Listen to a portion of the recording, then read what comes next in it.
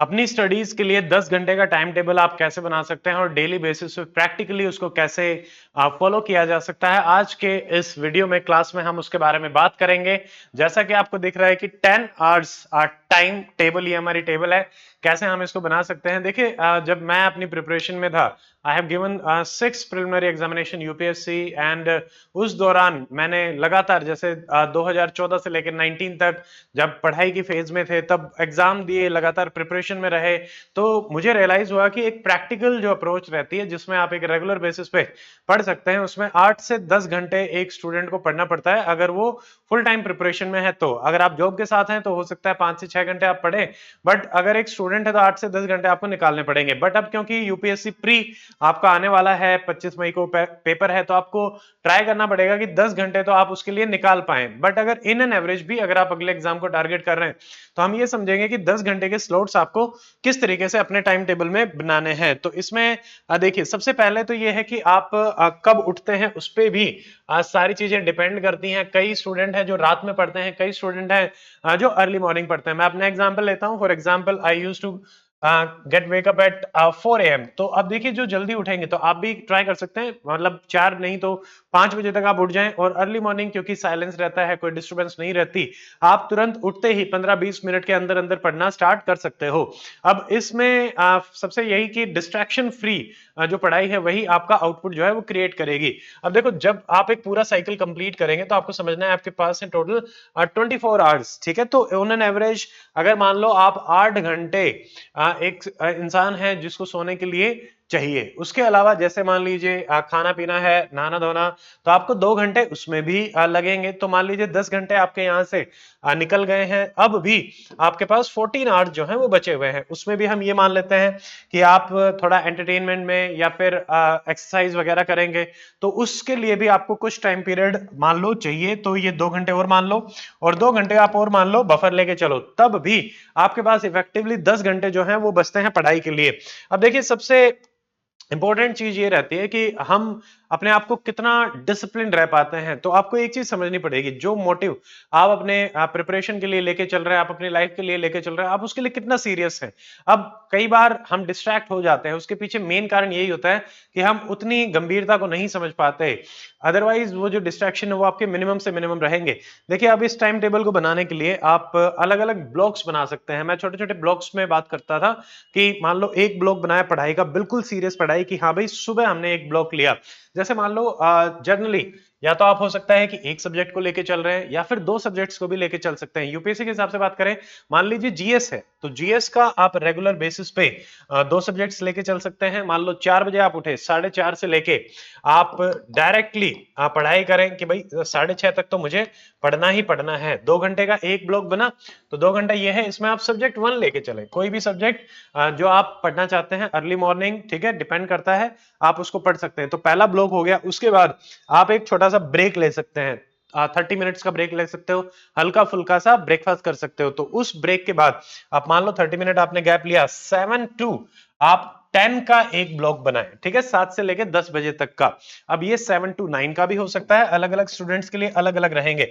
इस ब्लॉक के दौरान आपको मिनिमम डिस्ट्रैक्शन रखने हैं, यानी मान लो ये जो 2 घंटे का या 3 घंटे का है, तो इस 2 घंटे में आप एक 10 मिनट्स का ब्रेक रख सकते हो, और यहां पे भी 10-10 मिनट्स के 2 ब्रेक रख सकते हैं, यानी 50-10 के रेशियो में तो आपको पढ़ना ही पड़ेगा, तभी आपका आउटपुट जो है वो आ पाएगा। यानी 2 ब्लॉक्स में आपने पढ़ाई करी, अब 10 बज गए हैं, फिर से एक रिफ्रेशिंग वगैरह आप टाइम पीरियड अपने लिए रिकॉग्नाइज कर सकते हैं कि मान लो जैसे सब्जेक्ट 1 सब्जेक्ट 2 आपने पढ़ा, उसके अलावा जैसे नेक्स्ट जो 2 ब्लॉक आप बनाओगे, ये 2-2 घंटे के थे, ये आपके जैसे 2 घंटा और 3 घंटा, आप ये मान लीजिए कि 5 घंटे का तो आपका यहाँ पे ब्लॉक बन गया है। ये 4 से 5 घंटा रहेगा। आप 2-2 बनाएंगे तो ये 2.5-2.5, या फिर 3-3 बनाएंगे तो 5 से 6 में भी जा सकता है, ठीक है। बट देन अगेन, अब नेक्स्ट जो 2 ब्लॉक आप बनाएंगे वो क्या होने चाहिए। देखिए, करंट अफेयर हमारी प्रिपरेशन का बहुत ही इंपॉर्टेंट हिस्सा होता है अभी भी, तो आप उसके लिए भी रखें। इवन आप यूपीएससी मान लो 2025 वाला देंगे 25 ऑफ मई को, तो करंट अफेयर आपको पढ़ना ही है, 100 दिन है लगातार, एक एक घंटा करंट अफेयर को दो, तो एक घंटे का आपका ब्लॉक ये बन जाएगा जिसमें आप रेगुलर बेसिस पे करंट अफेयर को रिवाइज करें। आप पॉलिटी के बेसिस पे, हिस्ट्री के बेसिस पे, एनी करंट अफेयर आईआर के बेसिस पे कर सकते हैं। तो एक घंटा आपका ये हो गया। अब देखो ये छोटे ब्लॉक्स हैं, दो छोटे ब्लॉक रहेंगे एक एक घंटे के। तो इसमें मान लो आपने करंट अफेयर कर लिया और यहाँ पे आप पीवाईक्यू बेस्ड अपना रख सकते हैं, ये रखेंगे आप क्वेश्चन प्रैक्टिस के लिए। अब ये डिपेंड करता है, ये वाला जो ब्लॉक है अभी जो स्टूडेंट प्री दे रहे हैं उनको तो डेफिनेटली प्री के हिसाब से रखना है। जो स्टूडेंट नेक्स्ट ईयर को टारगेट कर रहे हैं वो प्री प्लस मेंस के हिसाब से भी रख सकते हैं। मैंने मिनिमम टाइम ड्यूरेशन आपके लिए 1 आवर रखी है, तो इसमें आप पीवाईक्यू बेस्ड प्रैक्टिस कर सकते हैं या टेस्ट सीरीज बेस्ड प्रैक्टिस कर सकते हो। अगर आप डेली बेसिस पे सिर्फ एक घंटा भी प्रैक्टिस करते हैं, जिसमें हो सकता है आप 30 क्वेश्चन, 40 क्वेश्चन या फिर कुछ स्टूडेंट 60 क्वेश्चन तक भी प्रैक्टिस कर सकते हैं, so that will be depending upon the student.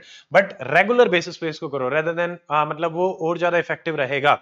अब एक चीज ये है, ये ब्लॉक से हम समझ रहे हैं, कुछ स्टूडेंट रहेंगे जो आप मान लो 3 दिन के ब्लॉक को कंबाइन करके आफ्टर 3 डेज एक टेस्ट देना चाहते हैं, तो बात वही बनेगी, बट हम डिवीजन के हिसाब से बात कर रहे हैं। तो 2 ये हो गए, 6 ये हो गए। अब लगभग आप 7 to 8 आवर्स के आपके जीएस के 2 ब्लॉक बन चुके हैं, एक एक घंटे का करंट अफेयर और पीवाईक्यू का बन चुका है। अब ये अलग अलग ब्लॉक बनाने का सबसे बेस्ट कारण क्या है कि आप बोर नहीं होंगे। आपने मान लो पॉलिटी पढ़ी और एक टाइम आपने साइंस पढ़ी, अब आप पीवाईक्यू प्रैक्टिस करो सेम टॉपिक्स के, सेम थीम्स के, और आप करंट अफेयर करेंगे। करंट अफेयर अगेन अपने आप में एक डाइवर्स चीज हो जाती है, तो वो फिर से आपको बोर नहीं होने देगी। फिर नेक्स्ट जो ब्लॉक रहेगा वो रहेगा आपका ऑप्शनल का।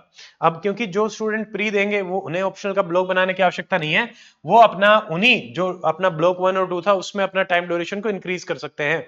And on the other hand जो स्टूडेंट अभी तैयारी कर रहे हैं और आगे के हिसाब से सोच रहे हैं, वो अपना ऑप्शनल का एक ब्लॉक बना सकते हो। मान लो आपने 2 घंटे की भी क्लास देखी, 2 घंटे की क्लास देखी, उसको पढ़ना और रिवाइज करना अगेन 2 घंटे ले लेता है। आपने पीडीएफ पढ़ी, उसको अच्छे से समझा, तो आप इस तरीके से उसको डिवाइड कर सकते हो। ऑप्शनल का आपका 3 से 4 घंटे का एक ब्लॉक होना चाहिए।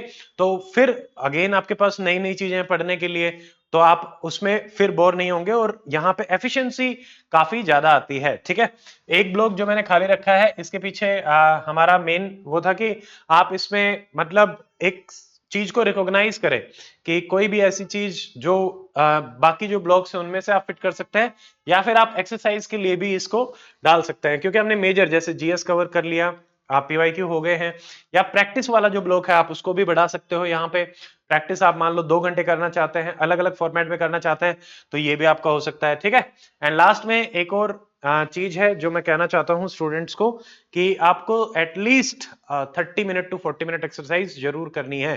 ठीक है, देखो अब जब आप पढ़ाई के फेज में होते हो तो यू आर ए स्टूडेंट, आपके पास और कोई काम नहीं है, आप सिर्फ पढ़ रहे हैं। बट जो जॉब के साथ है उनके लिए थोड़ा सा डिफरेंट हो जाता है, या फिर जो सिर्फ जॉब में होते हैं उनके लिए भी अलग चीजें हो जाती है।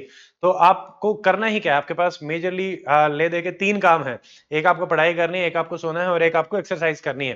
तो आप एक्सरसाइज, ठीक है, इसके लिए टाइम रखेंगे, क्योंकि ऐसा बोला जाता है इन healthy body resides healthy mind, और तभी आप अच्छे से प्रैक्टिस लर्न कर पाएंगे। ठीक है, और अगर साइंटिफिकली हम बात करें, एक्सरसाइज से हमारे एंडोर्फिन्स भी रिलीज होते हैं। ठीक है, वो भी हेल्प करते हैं टू स्टे हैप्पी, और वो आपको पढ़ाई में भी हेल्प करेगा। तो इसको जरूर रखें, और इसको प्रेफरेबली आप इवनिंग में रखना। मान लो मॉर्निंग वाला ब्लॉक है उसमें एक्सरसाइज का कम ही रहे तो ज्यादा ठीक है, आप पूरे दिन आराम से पढ़ाई करें। बीच बीच में जो हमने 50-10 की बात करी थी, 10 मिनट का जब शेड्यूल है उसमें थोड़ा सा इधर उधर घूम लिए, रिलैक्स हो लिए, वो भी चलेगा। बट देन आपको फिर से पढ़ाई में जुटना पड़ेगा। ये मैंने ब्लॉक्स बता दिए हैं, बट यहाँ पे सबसे बड़ा जो चैलेंज आता है वो आता है हमारा डिस्ट्रैक्शंस का, स्पेशली सोशल मीडिया। ठीक है, या फिर रिलेशनशिप्स, या फिर पढ़ना कुछ चाह रहे थे पढ़ कुछ ने लग गए, डिस्ट्रैक्ट हो जाते हैं। वाइडर फील्ड है, हर चीज जो पढ़ रहे हैं वो यही लगता है कि हमें पढ़ाई में हेल्प कर रही होगी। तो अगर आप चाहेंगे कि डिस्ट्रैक्शन के रिगार्डिंग एक सेपरेट वीडियो बनाया जाए, तो उसमें हम 4-5 एरियाज को कवर करते हुए आपको उसमें भी हेल्प करने की कोशिश करेंगे। तो टाइम टेबल का बनाने का मैंने आपको बता दिया है, तो आप इस हिसाब से एक शेड्यूल अपनी प्रिपरेशन का बनाएं, और उसमें आप मॉर्निंग और इवनिंग, जैसे इवनिंग बिफोर नाइट, मान लो आज इवनिंग में आप कल का अपना मोटा मोटा शेड्यूल लिखें। और अब जो शेड्यूल आपने लिखा कि मुझे ब्लॉक 1 में ये करना है, B1 B2 में ये करना है, B3 में ये करना है, B4 में ये करना है, अब रात को सो रहे हो तो उससे पहले आप उसको एनालाइज करो कि B1 में तो जो था वो मैंने कितना किया, 70% done, 80% done. If something is not done तो आप उसको फाइंड आउट करने की कोशिश करें, क्या वो किसी डिस्ट्रैक्शन के कारण थी, क्या आपने जो B2 ब्लॉक था उसको B3 में मर्ज कर दिया, उतना टाइम नहीं, ये चलेगा, बट वो डिस्ट्रैक्शन के कारण अगर टाइम वेस्ट हो रहा है तो अगेन आपको रिकॉग्नाइज करके समझना पड़ेगा कि उसको फिर कैसे सोल्व करना है। अगर आपके पास लिखित में सारा डाटा होगा तो डेफिनेटली वो आप देख पाएंगे कि मैंने अपने एक महीने में सही में कितना काम किया है। अदरवाइज हमें लगता है कि हम पढ़ रहे होते हैं, बट आउटपुट उसी पे डिपेंड करता है कि एट द एंड आपके दिमाग को कितना आप रिटेन कर पा रहे हैं इंफॉर्मेशन को, और कितना आप रिप्रोड्यूस कर पा रहे हो। तो आज के वीडियो में इतना ही।